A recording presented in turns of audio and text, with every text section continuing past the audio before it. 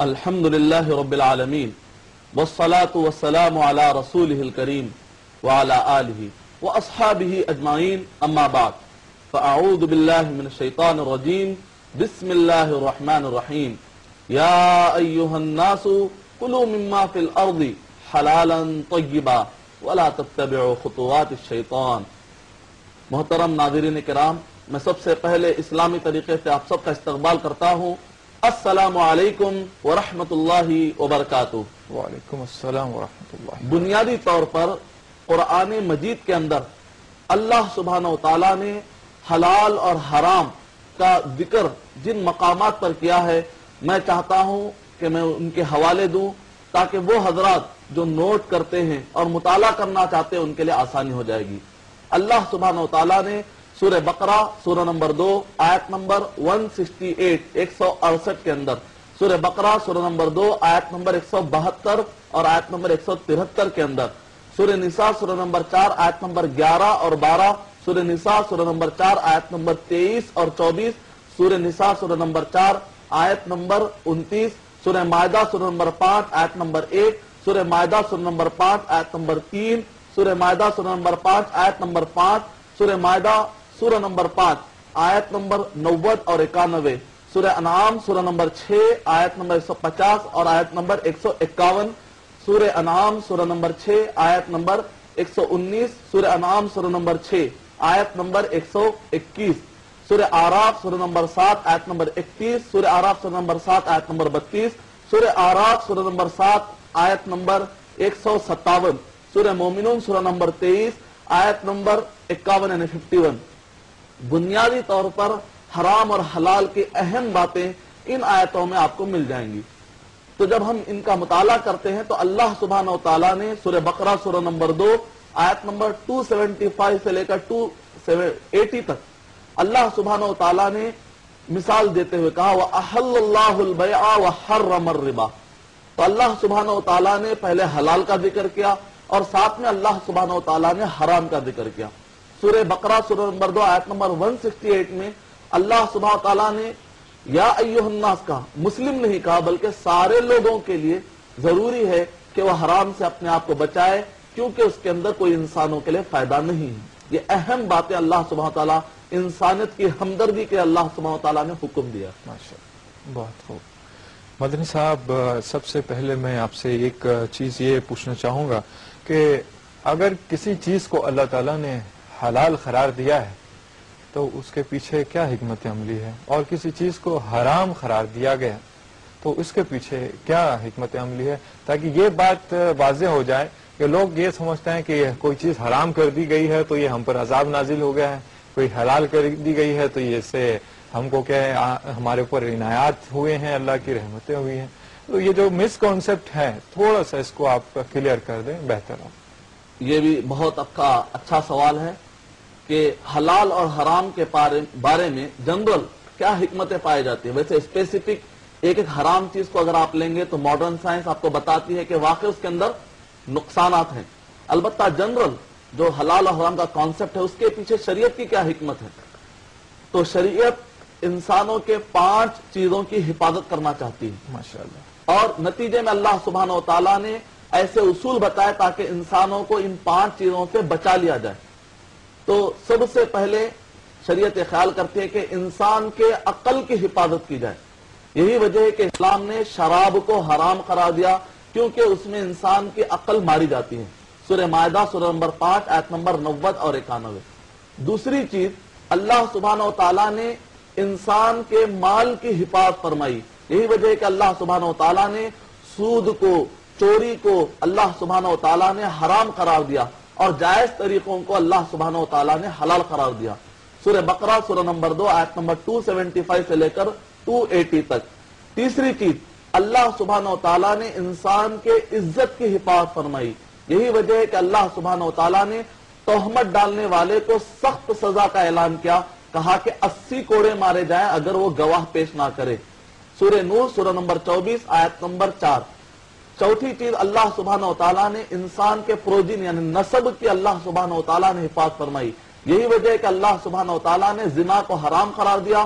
سورہ بنی اسرائیل سورہ نمبر 17 آیت نمبر 32، سورہ نور سورہ نمبر 24 آیت نمبر 1، 2 اور 3۔ اور اسی طریقے سے اللہ سبحانہ و تعالیٰ نے انسان کے جان کی حفاظت فرمائی۔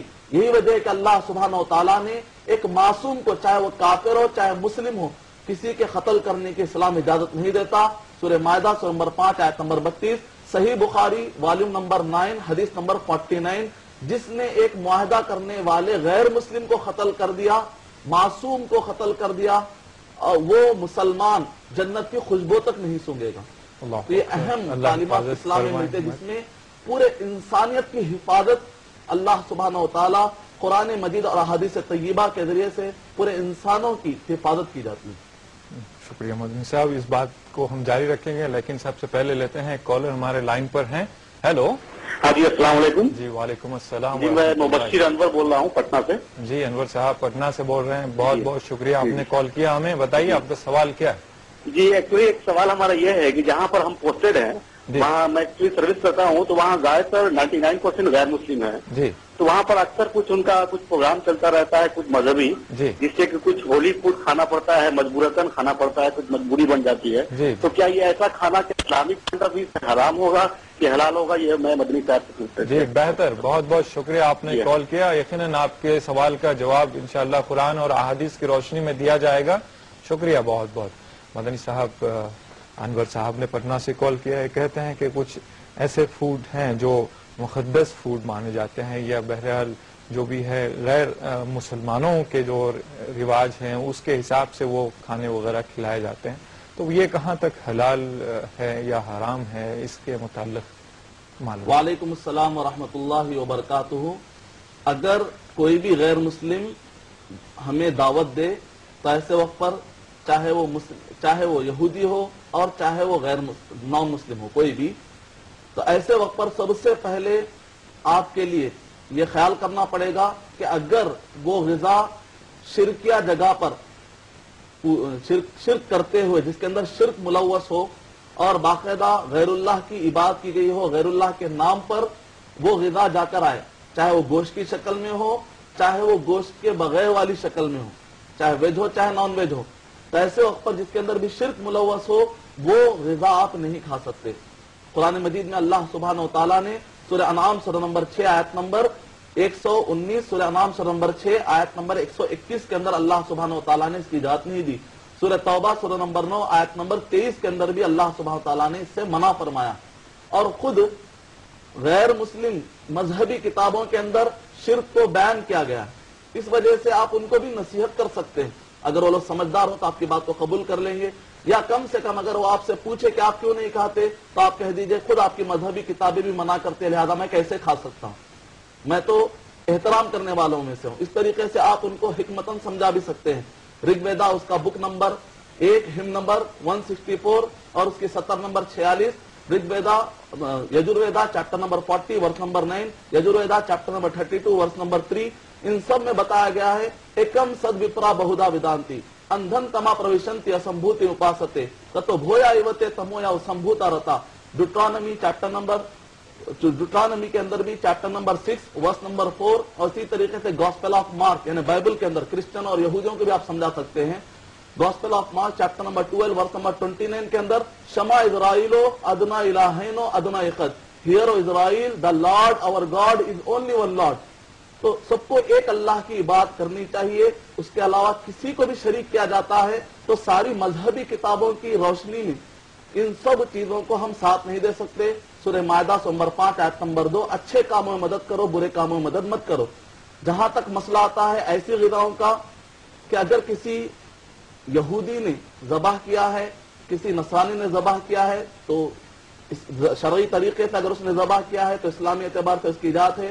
ان کے علاوہ کوئی اگر ذبح کرے تو پھر ان کا گوشت نہیں کھا سکتے آپ۔ اب رہا مسئلہ ہے کہ عام جیسے شادیوں کی پارٹی ہوتی ہے یا خوشی کی کوئی پارٹی ہوتی ہے جس کے اندر گوشت انوالو نہیں ہوتا، اگر ایسی پارٹی کوئی بھی غیر مسلم دے تو الحمدللہ آپ کھا سکتے ہیں جب تک کہ شریعت سے نہ ٹکرائے۔ امید کہ آپ کا جواب مکمل ہو۔ ہیلو ہیلو ہلو، السلام علیکم۔ جی وعلیکم السلام محترم، کون بول رہے ہیں محترم؟ جی میں عبد الوحید بات کر رہا ہوں۔ عبد الوحید صاحب کہاں سے بول رہے ہیں؟ حیدرآباد سے۔ جی میرا سوال یہ ہے جی کہ اسلامی نقطۂ نظر سے ٹٹر بٹر اور گل پھڑ کھانا کس طرح ہے، حرام ہے یا حلال ہے؟ جی جی آپ ایک بار واضح بتا دیں گے اپنا سوال؟ ہیلو ہلو جی ہیلو ہلو السلام علیکم. جی وعلیکم السلام ورحمۃ اللہ وبرکاتہ. میں محمد خواجہ سعودی عرب سے بات کر رہا ہوں، میں جدہ سے. فیضان صاحب کیسے ہیں آپ؟ خیریت سے ہیں؟ اللہ کا شکر جدہ ہے میں صاحب. سب خیر خیریت؟ جی ہاں صاحب. جی فرمائیے یہ کیا ٹی سوال وی ہے؟ کے توسط سے ہمیں یہ معلوم ہوا تھا جی اجمیر کے عروسوں میں جی جو دیگوں میں جو کھانا وغیرہ پکتا ہے جی اور پھر لاکھوں روپے اس پہ خرچ ہوتے ہیں، جی یہ جائز ہے یا ناجائز ہے یہ؟ جی جی اور دوسری بات یہ ہے جناب، اسلامی شریعت میں عرس کا منانا کہاں تک صحیح ہے؟ بہتر. اگر یہ بدعت سے بدعتوں کو روکنے کے بجائے اور اس کو ہم اس کو بڑھا رہے ہیں اور آگے کر رہے ہیں اس میں. جی اور اسی کے سلسلے میں دوسرا سوال یہ ہے کہ ہمارے معاشرے میں جو بدعتوں کا جو رواج ہے جی. غم اور خوشی کے موقع پر جیسے 20واں 40واں جو کرنا ہے وہ کہاں تک جائز ہے؟ وہ بہتر یہ بہتر. میں جناب علماء صاحب سے میں یہ استدعا کروں گا کہ سب تفصیلی جواب دے میرے کو. بہتر صاحب بہتر. بہت بہت شکریہ، آپ نے ہمیں جدہ سے کال کیا. آپ کے سوال کا جواب دیا جائے گا. مدنی صاحب ابھی کال آیا تھا جدہ سے، یہ جو عرس وغیرہ ہوتے ہیں یہاں کھانے بنتے ہیں، جیسے اجمیر شریف کا واقعہ انہوں نے کہا کہ دیگ پکائے جاتے ہیں، کھلائے جاتے ہیں. پکانے کھلانے میں تو کسی طرح کی کوئی حرج ہے نہیں ہے، وہ نام اللہ کا ہی لیا جاتا ہے. ہر چیز جو بنتی ہے اللہ کے ہی نام سے بنتی ہے. ذرہ ذرہ اللہ کی جو ہے بندگی اپنا ذکر کر رہا ہے اللہ تعالیٰ کا. تو کوئی چیز غیر اللہ سے مانوس بھی کر دیتا ہے کوئی، تو حقیقت تو اس کا وجود نہیں ہے حقیقت. تو کھانا وغیرہ اور بدعت سے متعلق عرس وغیرہ یہ سارے سوالات انہوں نے پوچھے ہیں، اس سے متعلق جواب. وعلیکم السلام ورحمۃ اللہ وبرکاتہ. اللہ سبحانہ و تعالیٰ آپ کے توحید کے جذبے کو بڑھائے، اور اسی طریقے سے شرک اور بدعت کے بارے میں آپ کے اندر جو جذبہ پایا جاتا ہے، اس کی جو مخالفت پائی جاتی ہے، اللہ سبحانہ و تعالیٰ ہر مسلمان کے اندر اس کو تازہ کرے تاکہ لوگوں کو شرک سمجھ میں آئے، تاکہ لوگوں کو بدعت سمجھ میں آئے. تو جنرل میں آپ کو اصول بتاتا ہوں، آپ خود سمجھدار ہیں، سمجھ سکتے ہیں. جہاں کہیں بھی شرک پایا جائے، چاہے وہ مسلم ہو چاہے غیر مسلم ہو، وہ کھانا آپ نہیں کھا سکتے. اور اسی طریقے سے جہاں کہیں بھی بدعت پائی جائے، وہاں پر ایک مسلمان کے لیے جائز نہیں ہے کہ وہ ان بدعتوں کو اٹینڈ کرے. تو ایسے وقت پر آپ خود فیصلہ کر لیجئے کہ اگر کہیں پر شرک ہو رہا ہے، جہاں کہیں بھی آپ جا رہے ہیں، جو بھی آپ نے مقامات کے نام لیے، جہاں کہیں بھی، تو ظاہر بات ہے وہ چیز نہیں کھا سکتے. جنرل اصول ہے. جہاں کہیں بھی بدعت ہو رہی ہے، اگر آپ جہاں کہیں بھی اٹینڈ کریں گے، یقیناً وہاں پر بدعت ہو رہی ہے، تو ظاہر بات ہے ایک مسلمان کو ان بدعتی کاموں میں حصہ نہیں لینا چاہیے. یہ جنرل اصول انشاءاللہ آپ کے لیے کافی ہے. اور اس سے پہلے جہاں تک جو سوال آیا تھا کہ مچھلی کا گل پھڑا کھا سکتے ہیں نہیں کھا سکتے، غالباً کیونکہ آواز واضح نہیں تھی، برابر سن نہیں پایا. ہو سکتا ہے کہ یہی سوال تھا. اگر یہ سوال تھا تو اللہ سبحانہ و تعالیٰ نے سورہ مائدہ سورہ نمبر 5 کے اندر احل لکم صید البحری، تو سمندر کی ساری چیزیں حلال کر دی گئی ہیں. اور نبی اکرم صلی اللہ علیہ وسلم نے فرمایا الحل میتتہ، اور نبی اکرم صلی اللہ علیہ وسلم نے فرمایا کہ اس کا مردار تک حلال ہے. سمندر کا مردار تک حلال کر دیا گیا ہے، سوائے ان جانوروں کے اگر میڈیکل ویو پوائنٹ سے یہ بتایا جائے کہ آپ کے جسم کو کچھ نقصان ہو سکتا ہے، تو ایسے وقت پر سورہ نساء سورہ نمبر 4 آیت نمبر 29 کی روشنی میں نقصان دہ چیزوں سے اپنے آپ کو بچانا چاہیے. اس کے علاوہ جو بھی چیزیں فائدہ مند ہیں آپ کھا سکتے ہیں. بکرا حلال ہے کا مطلب یہ نہیں کہ آدمی اس کی سینگ کھا جائے. بکرا حلال ہے کا مطلب یہ نہیں ہے کہ آدمی اس کے کھر کھا جائے. یعنی مطلب ہے کہ خود بخود بائی ڈیفالٹ یہ سمجھا جا سکتا ہے کہ اس کے اندر جو نقصان دہ چیزیں ہیں وہ آپ کو کھانی نہیں ہے. امید کہ آپ کا جواب مکمل ہو. لائن پر ایک کالر ہیں ہمارے. ہیلو ہیلو السلام علیکم. جی وعلیکم السلام ورحمہ.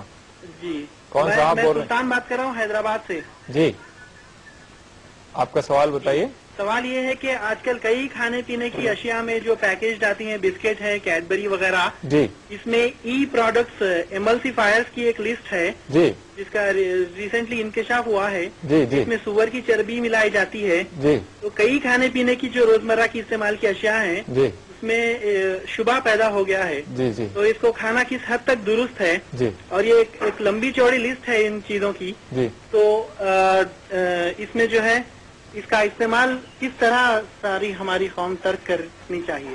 بہتر، بہت بہت شکریہ آپ نے کال کیا. آپ کا سوال بہت اچھا ہے. یقیناً یہ کافی ماس پبلک تک، ماس میڈیا تک پہنچ سکتا ہے یہ سوال، اور یہ قوم کے تئیں آپ کا جو جذبہ ہے اللہ سلامت رکھے، اس میں آپ کو بھرپور تعاون عطا فرمائے. مدنی صاحب، جو عام طور پر پروڈکٹس کی بات آ رہی ہے، کچھ پروڈکٹس ہوتے ہیں جس کو ویج اور نان ویج سے بنایا جاتا ہے، اور جو نان ویج سے بنایا جاتا ہے عام طور پر جس میں مغرب کی جو روش ہے، اس میں اکثر جو ہے خنزیر کا چربی وغیرہ استعمال ہوتی ہے. اس طرح کے جو پروڈکٹس ہوتے ہیں جس پر EPM ESE کچھ اس طرح کے کوڈز آج کل دے دیے گئے ہیں جو کہ یہ ظاہر کرتے ہیں کہ اس میں خنزیر کا چربی ملائی گئی ہے یا نہیں ملائی گئی ہے. تو اس سے متعلق آپ تھوڑی سی وضاحتیں عنایت فرمائیں. وعلیکم السلام ورحمۃ اللہ وبرکاتہ. اللہ سبحانہ و تعالیٰ آپ کو جزائے خیر عطا فرمائے. آپ نے بہت ہی بہترین سوال کیا ہے. بہت سارے ہمارے بھائی جو آج کل بہت سارا دیکھا رہا مسجدوں کے اندر بھی یا خطبوں کے دوران بھی، یعنی کہ یہ بہت موضوع بحث بنا ہوا ہے مسئلہ کہ بسکٹ کے اندر اور روزمرہ جو بھی پروڈکٹ ہم جو بھی کھا رہے ہیں اشیاء کے اندر جو بازار میں مارکیٹ میں آ رہے ہیں، کیسے فرق کیا جائے. کیونکہ اس کے اوپر اس طرح کے جو نمبر لکھے ہوئے EPEM والا اس جیسے جو نمبر لکھے ہوئے، اس کی وجہ سے لوگوں میں سوالات آ رہے ہیں. اور مجھے امید تھی، یقین تھا الحمدللہ اللہ سبحانہ تعالیٰ کی طرف سے کہ یہ سوال آئے گا. یہی وجہ ہے کہ میں نے اس کی خاص طور سے تیاری کی ہے تاکہ آپ کو میں بتاؤں کہ سب سے پہلے جہاں تک ہندوستان کا معاملہ ہے تو یہاں پر ایک آپ کو فیسلٹی ملے گی. جیسا کہ مثال طور پر اگر آپ غور کریں گے، یہ بسکٹ کا پیکٹ ہے تو اس کے اوپر آپ دیکھ رہے ہیں گرین مارک. پہلے آپ اس کو اچھا دیکھ لیجئے، میں انشاءاللہ اس کو سمجھاؤں گا، سمجھنے میں مدد ملے گی. یہ گرین مارک ہے. کبھی اس کی جگہ پر ریڈ مارک بھی آتا ہے. یہ چپس کی پیکٹ ہے، اس کے اوپر آپ دیکھ رہے ہیں کہ اس کے اوپر بھی گرین مارک ہے. اور اسی طریقے سے عام طور پر ٹیسٹنگ پاؤڈر، اجینا موٹو کے بارے میں بہت زیادہ سوالات ہیں. کئی مرتبہ میں نے سنا ہے کہ بعض حضرات نے کہہ دیا کہ بریانی نہیں کھانی چاہیے ہوٹل میں، یا food item Chinese food noodles وغیرہ نہیں کھانا چاہیے. کیوں؟ اس کے لیے کہ اس کے اندر اجینا موٹو پایا جاتا ہے. حالانکہ اگر آپ اس میں بھی دیکھیں گے گرین مارک پایا جا رہا ہے. تو یہ جو گرین مارک ہے آپ اس کو پہلے اچھی طرح سے غور سے دیکھیں، اس کے بعد میں آپ کو سمجھاؤں گا. یہ ہندوستان گورنمنٹ کی جانب سے ایک بہترین پہل اور بہترین سویدھا کہ اس نے ایک بہترین ایک قدم اٹھایا ہے. جیسا کہ میں نے انٹرنیٹ سے یہ اگر آپ دیکھیں گے ایج مارک، یہ ڈپارٹمنٹ ہے جس کے اندر پورے فارم بھرے جاتے ہیں گورنمنٹ کی جانب سے. جتنے پروڈکٹ والے جو کوئی بھی بناتے ہیں یا مارکیٹنگ کرتے ہیں ان سب کو فائل کی شکل میں پہلے سبمٹ کرنا چاہتے ہیں. فائل کی شکل میں ان کو سبمٹ کرنا پڑے گا کہ وہ لوگ پروڈکٹ میں کیا انگریڈینٹس ملا رہے ہیں، کیا چیزیں ملائی جا رہی ہیں، کیا مادے ملائے جا رہے ہیں، پہلے پیش کرنا ضروری ہوگا. تب جا کر سرٹیفکیٹ دی جاتی ہے کہ اس کے اندر ہرے کا مطلب ہوتا ہے، ہرے رنگ کا مطلب ہوتا ہے کہ اس کے اندر گوشت کا کوئی بھی حصہ نہیں ہے، نہ مچھلی کا، نہ مرغی کا، نہ کسی بھی جانور کا کوئی بھی حصہ نہیں ہے. یہ چونکہ اہم مسئلہ ہے میں تھوڑا تفصیل سے بتانا چاہتا ہوں کیونکہ بہت اہم مسئلہ ہے. تو اس کے اندر گوشت کا کوئی بھی حصہ نہیں ہوتا. گرین مارک کا مطلب یہ ہوتا ہے. تو ایسے وقت پر جب بھی آپ دکان جائیں تو ایسے وقت پر چاکلیٹ ہر چیز کے اندر گورنمنٹ کی طرف سے ضروری ہے کہ جو لوگ بھی کوئی بھی چیز مارکیٹ میں لائیں تو اس کے اوپر یہ مارک رہے گا. کبھی بعض وقت آپ کو چھوٹے چھوٹے چاکلیٹس پر ہو سکتا ہے کہ نہ ملے، ویسے چھوٹے چاکلیٹس پر بھی آ رہا ہے مارک. کبھی نہ ملے تو ایسے وقت پر جو اس کا مین ڈبہ ہوتا ہے اس کے اوپر آپ کو مل جائے گا. اگر لال رنگ آئے تو آپ اس کو نہیں لے سکتے. اور جہاں تک اجینا موٹو کا سوال ہے تو سب سے پہلے تو یہ چائنا میں بنتا تھا. اس کے اندر یقیناً پورک، سور کی چربی پائی جاتی ہے. لیکن ہندوستان میں جو اجینا موٹو تیار ہوتا ہے یہ ایگریکلچر یعنی کہ زراعت سے، کھیتی سے تیار کیا جاتا ہے اور ویجیٹیبل سے، اس سے تیار کیا جاتا ہے، ویج سے. اس کے اندر گوشت کا کوئی بھی حصہ نہیں ہوتا. البتہ یہ ضرور کہا جائے گا کہ اجینا موٹو عام نمک کے مقابلے میں انسان کے لیے نقصان دہ ہو سکتا ہے. اس وجہ سے یہ نصیحت شرعی طور سے کی جائے گی کہ اس کو زیادہ یوز نہ کیا جائے تاکہ آپ کی صحت کو نقصان نہ ہو. تو یہ اہم بات ہے. البتہ ایک سوال آئے گا, چلو ہندوستان کے حد تک تو الحمدللہ یہ بات واضح ہو گئی کہ یہاں پر لال اور ہرے رنگ کے ذریعے سے ہم فرق کر سکتے ہیں. اب آپ یہ نمبروں پر مت جائیے, ای وغیرہ جو نمبر ہوتے ہیں, دراصل بعض حضرات جو جاپان میں یا فرانس میں رہتے ہیں انہوں نے میل کے ذریعے سے, چونکہ وہاں پر ان نمبروں کا مطلب ہوتا ہے کہ خنزیر کی چربی, تو انہوں نے میل کر کے ہندوستان والوں کو بھیجا, اور یہاں کے لوگ وہ نمبروں کو جب ٹیلی کرتے ہیں تو برابر نظر آتے ہیں, نتیجے میں یہاں کے لوگ شک پڑ رہے, جبکہ یہاں پر نمبروں کا کچھ اور ہی مطلب ہے, یہاں پر وہ نمبروں کا یہ مطلب ہے ہی نہیں. اور جہاں تک مسئلہ ہے کہ ٹھیک ہے امریکہ والے جو امریکہ میں رہتے ہیں وہ لوگ کیا کریں, حلال اور حرام میں کس طریقے سے فرق کریں, تو اس کے لیے بھی الحمدللہ ایفن کا نامی ہے. اور اگر آپ جائیں گے اسلامک فوڈ اینڈ نیوٹریشن, اگر آپ ویب سائٹ پر جائیں گے تو, اور اس کو رابطۃ العالم الاسلامی, Islamic world league, Muslim world league کے ذریعے سے اس کو باقاعدہ مہر بھی حاصل ہے. تو اس کے اندر ہوتا ہے کہ یہ لوگ بھی سرٹیفکیٹ جاری کرتے ہیں, کچھ ان کے کنڈیشن ہیں, وہ کنڈیشن پر ثابت ہونے کے بعد آخری میں فارم بھرا جاتا ہے, اور اس کے بعد وہ لوگ حلال سرٹیفکیٹ جاری کرتے ہیں. مسلم تنظیم ہے, اور جو بھی کمپنی والے جو بھی بنانے والے ہیں جب لا کر ان کے پاس پورے جو بھی انگریڈینٹس ہے اس کی ڈیٹیل دیتے ہیں, اس کی بنیاد پر وہ اعلان کرتے ہیں کہ فلاں کمپنی کی فلاں چیز حلال ہے. تو اس وجہ سے اگر آپ امریکہ میں رہنے والے, کینیڈا میں رہنے والے اس ویب سائٹ پر جائیں گے تو ان کو حلال فہرست مل جائے گی. امید کہ آپ کا جواب مکمل ہوا. اللہ سبحانہ و تعالی ہمیں حلال غذا اپنانے کی توفیق عطا فرمائے. شکریہ مدنی صاحب. ہیلو ہاں ہیلو ہلو ہیلو ہلو, آپ کی آواز سنائی دے رہی ہے, آپ کا نام اور مقام بتائیے اور اپنا سوال بتائیے. ہمارا نام ہے طارق جمال کیرلا. السلام علیکم. وعلیکم السلام. جی فرمائیے, آپ کا سوال کیا ہے؟ ہمارا سوال یہ ہے کیا یہ جو ہے کھانے میں جی یہ بطخ اور خرگوش کھانا کیسا ہے؟ خربوز, اور بطخ, بطخ اور خرگوش, ہاں جی جی بہتر گوشت کھانا کیسا ہے؟ بہتر بہتر, آپ کے سوال کا جواب دیا جائے گا. شکریہ بہت بہت, آپ نے کیرلا سے ہمیں کال کیا. تو یہ ٹی وی پہ آ نہیں رہا ہے, ٹی وی پہ پروگرام چل رہا ہے, ہم آپ میں مفتی صاحب سے میں بات کرنا چاہتا ہوں. ہاں مفتی صاحب آپ کو سوال کا جواب دیں گے یقیناً. شکریہ, آپ نے بہت بہت شکریہ, آپ نے کال کیا. مدنی صاحب اس سوال کا جواب ہم دیتے ہیں, لیکن اور ایک ہمیں ایس ایم ایس وصول ہوا ہے. جناب احتشام صاحب جلگاؤں سے لکھتے ہیں, کیا جھینگے حلال ہیں؟ جھینگے پران جو ہوتے ہیں جھینگے حلال ہیں؟ ایک یہ ایس ایم ایس ہے, اور ابھی کیرلا سے جو بھائی نے سوال کیا تھا اس کا بھی جواب دے بطخ. وعلیکم السلام ورحمۃ اللہ وبرکاتہ. یقیناً غذاؤں سے متعلق جو بھی سوالات آ رہے ہیں اس کے اوپر کافی ریسرچ آج کے دور میں کیا جانا چاہیے تاکہ لوگوں کو واضح طور پر معلوم. جیسے بریک سے پہلے جو سوال آیا تو یقیناً بہت سارا research work Islamic research and educational foundation IRF مہدی پٹنم حیدرآباد کے اندر کافی ریسرچ کیا گیا ہے, وہاں پر بھی آپ لوگ کانٹیکٹ کر سکتے ہیں. اور جو سوال آیا ہے وہ یہ کہ بطخ کے بارے میں یقیناً وہ حلال ہے, اور اسی طریقے سے خرگوش بھی حلال ہے. البتہ ایریوں اور جگہوں کے حساب سے اگر کہیں پر بھی ایسی صفت پائی جا رہی ہے جو شرعی اعتبار سے اس کو حرام قرار دیا گیا ہے, مثال کے طور پر جس کا پنجہ ہو اور پنجے کی بنیاد پر وہ شکار کرتا ہو اور کھاتا ہو, ظاہر بات ہے چاہے وہ بطخ کا نام دے لیا جائے لیکن شرعی اعتبار سے وہ حرام ہو جاتا ہے. اگر ایسی کچھ صفت پائی جا رہی ہو تب تو پھر ویسے قسم کا پرندہ حلال نہیں رہے گا. اور جہاں تک خرگوش کی بات ہے, خرگوش بھی حلال ہے. پھر جیسا کہ میں نے کہا اگر کوئی بھی ایسی جگہ پر جہاں پر خرگوش کہہ لیا جا رہا ہو لیکن شرعی اعتبار سے ٹکرا رہا ہو, اس کی اگر کونچلی بڑی ہو جس سے کہ وہ حملہ کرتا ہو اور چیر پھاڑ کرتا ہو تو ایسے وقت پر وہ بھی ناجائز ہوگا. اور جہاں تک مسئلہ جھینگوں کا ہے, جیسا کہ میں نے کہا سمندر کی ہر چیز حلال کر دی گئی ہے. احل لکم صید البحری, سورہ مائدہ نمبر 5 کے اندر. اور نبی اکرم صلی اللہ علیہ وسلم نے فرمایا الحل میتتہ, سمندر کی ہر چیز حلال کر دی گئی بجوز ان کے جو جس سے کھانے سے انسان کو نقصان پہنچتا ہے, جس کی وجہ سے انسان کی صحت کو نقصان ہو.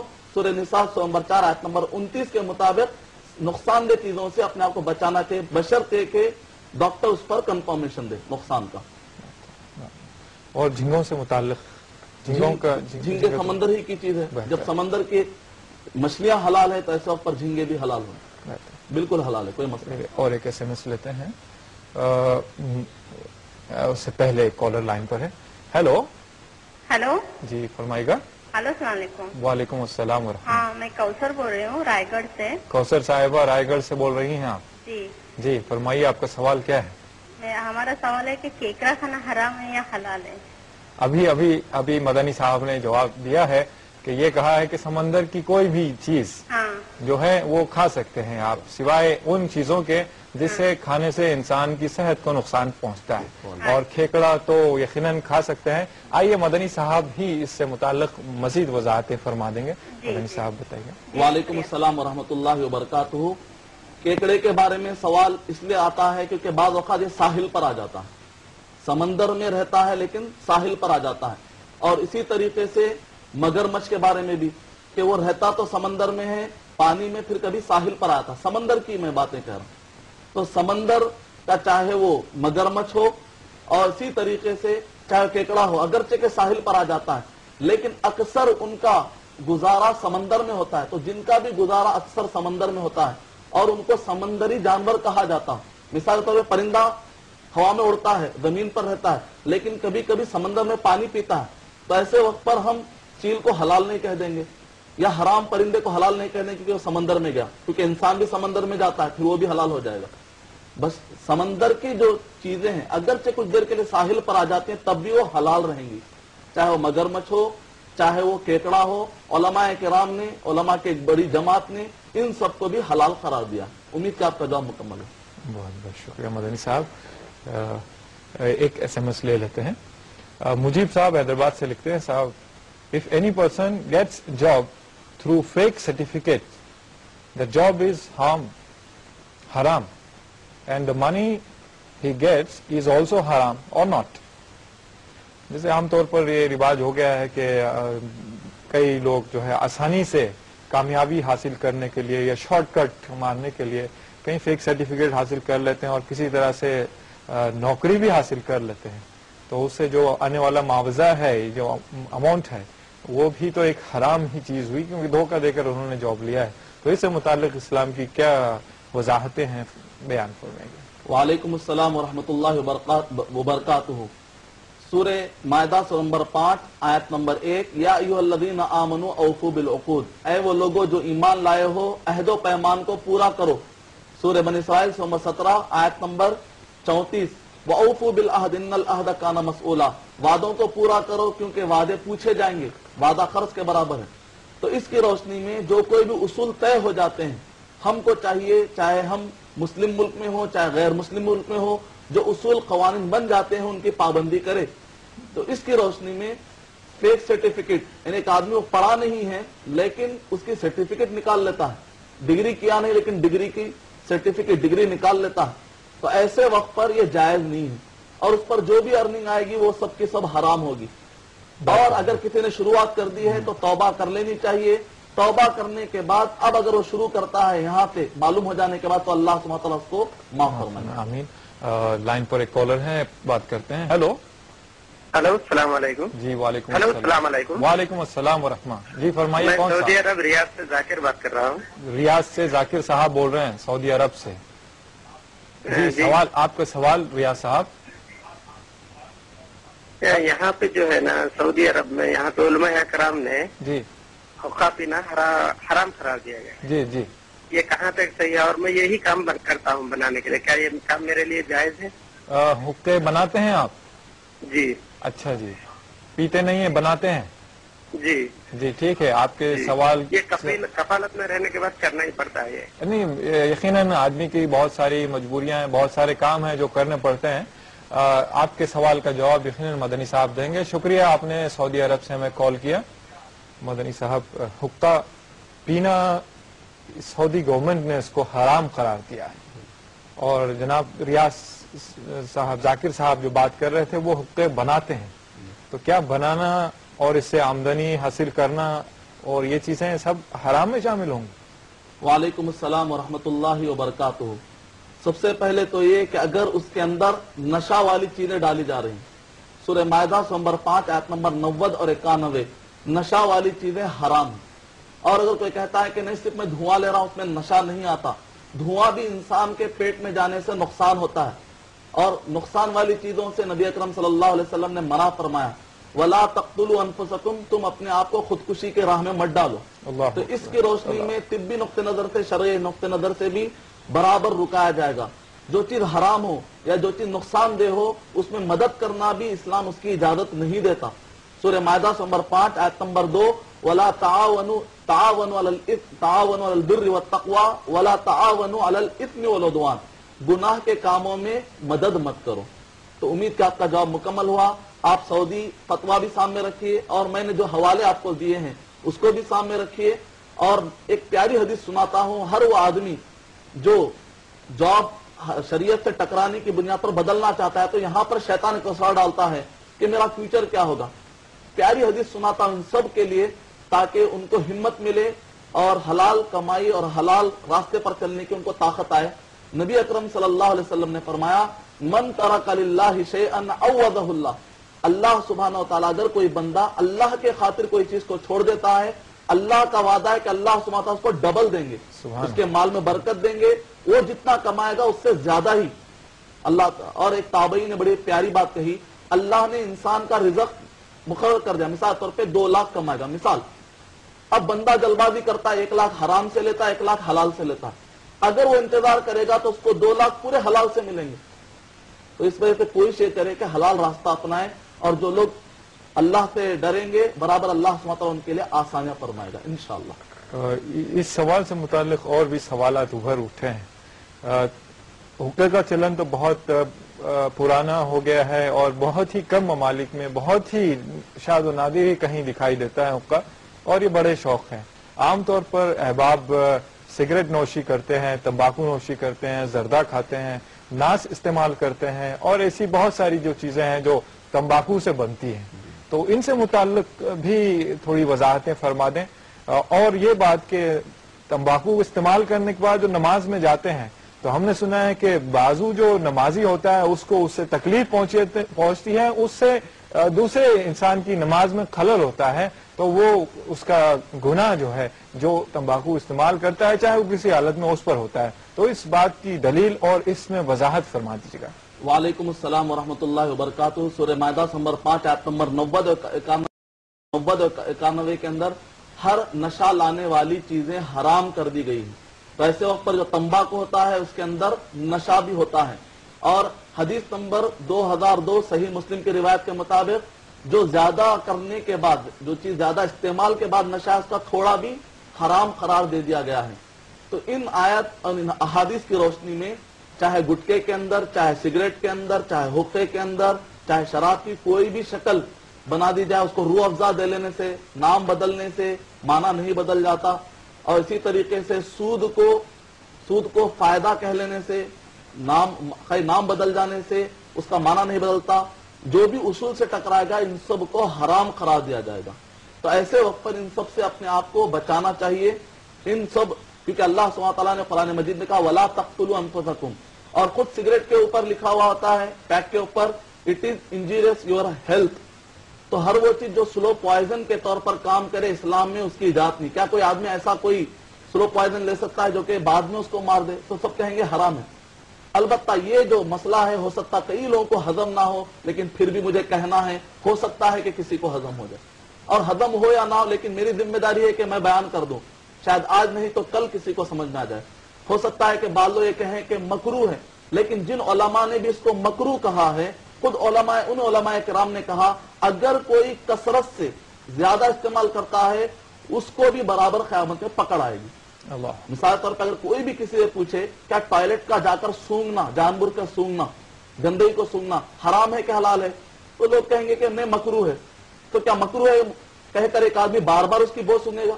اس کا مطلب نکلا کہ جو چیز مکروہ ہے اس سے بھی بچنا چاہیے۔ امید کہ آپ کا جواب مکمل ہے۔ اللہ اکبر۔ آئیے اور ایک کالر لائن پر ہے، ان سے بات کرتے ہیں۔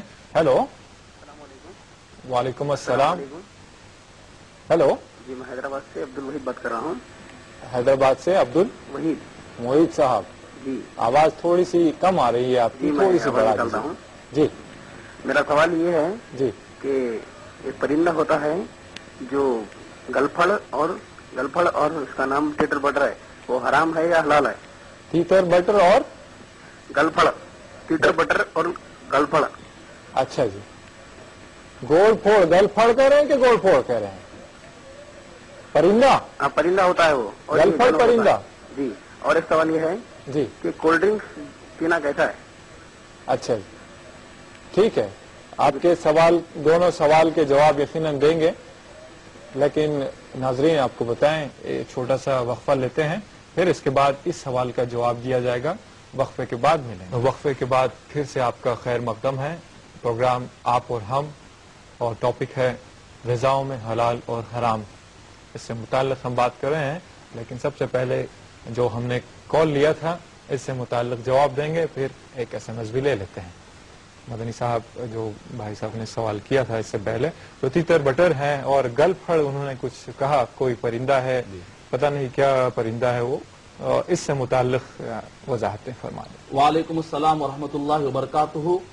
دنیا کے مختلف جگہوں پر مختلف پرندے پائے جاتے ہیں اور مختلف نام پائے جاتے ہیں، تیلگو میں، تمل میں، اردو میں، فارسی میں۔ تو ایسے وقت پر ناموں کو دیکھنے کے بجائے اور ناموں کی بنیاد پر شک میں پڑھنے کے بجائے جو اصول ہے آپ اس کے بارے میں معلومات کر لیجئے۔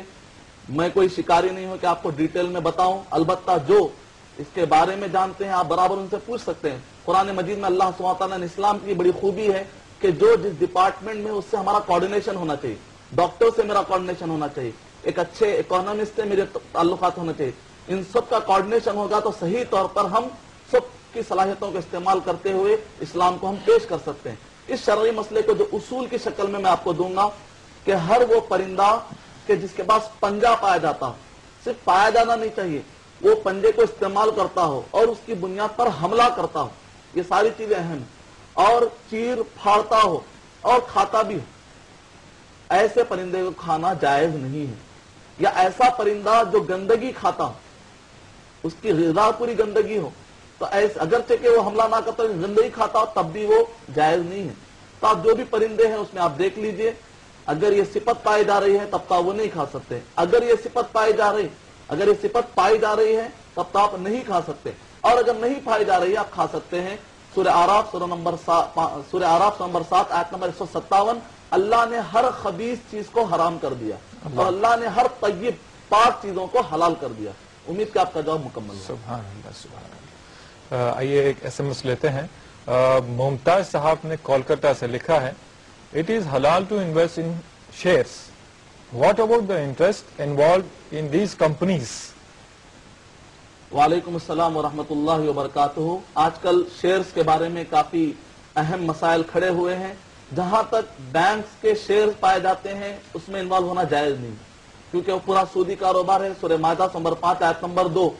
اور اسی طریقے سے جہاں تک بانڈز کا مسئلہ ہے، جو کمپنی شیئرز کی شکل میں، بانڈز کی شکل میں جاری کرتی ہے، یعنی کہ مطلب ہے کہ آپ کمپنی کو گیا کہ قرضہ دیتے ہیں، پلٹا کر وہ آپ کو زائد پیسہ دیتے ہیں، قرضے پر زائد پیسہ لینا سود ہے۔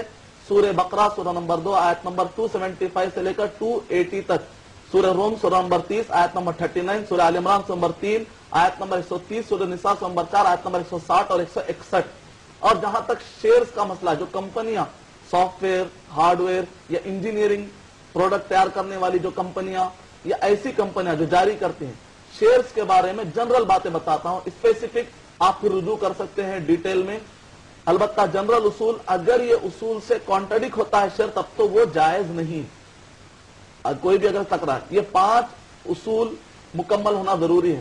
سب سے پہلے کہ جہاں کہیں بھی آپ انوالو ہوتے ہیں وہ کمپنی کا پروڈکٹ حرام نہیں ہونا چاہیے، اور دوسرا یہ ہے کہ جہاں کہیں بھی آپ انوالو ہوتے ہیں اس کمپنی کو آپ تجارت کے بنیاد پر ہونا چاہیے، سود کی بنیاد پر رہیں، یعنی مختصر لفظوں میں آپ جو کیپٹل دیتے ہیں اس کے اوپر پرسنٹیج فکس کیا جائے تو وہ سود ہو جائے گا، جو پروفٹ ہوتا ہے اس کے اوپر اگر پرسنٹیج فکس کیا جائے تو یہ بزنس ہے، یہ جائز ہے۔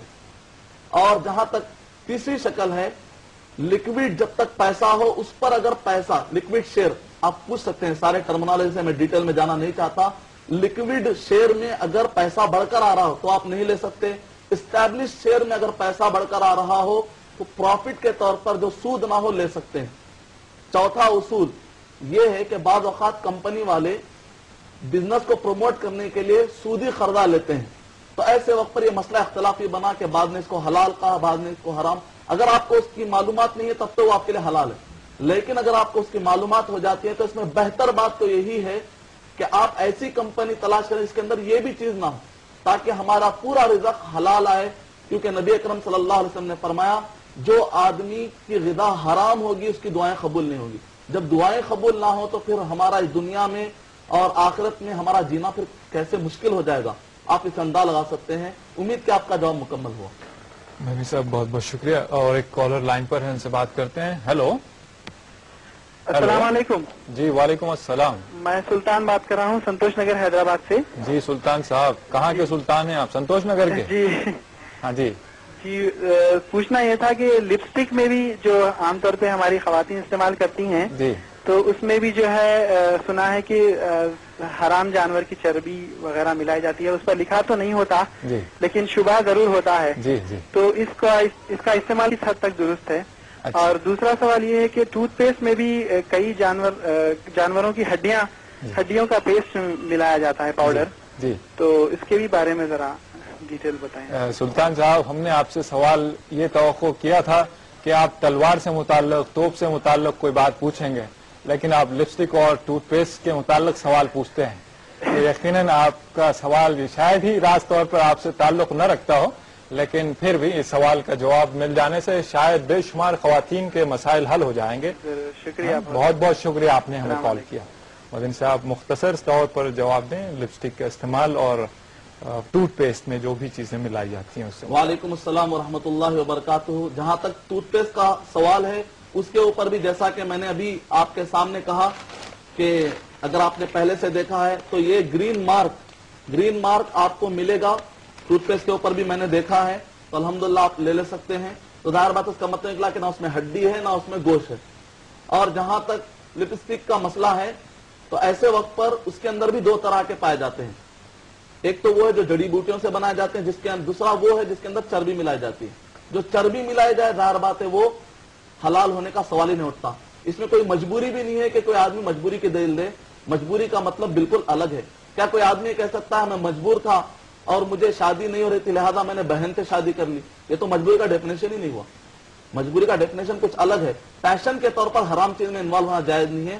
البتہ اگر ایسا لپسٹک مل جائے جس کے اندر گوشت والا مسئلہ جیسا کہ عام طور پر ایسے بھی پائے جاتے ہیں وہ تلاش کر کے استعمال کیا سکتے ہیں. عورت کے زیب و زینت کے لیے استعمال کرنا جائز ہے. اسی طرح جیلیٹن کا بھی مسئلہ آتا ہے.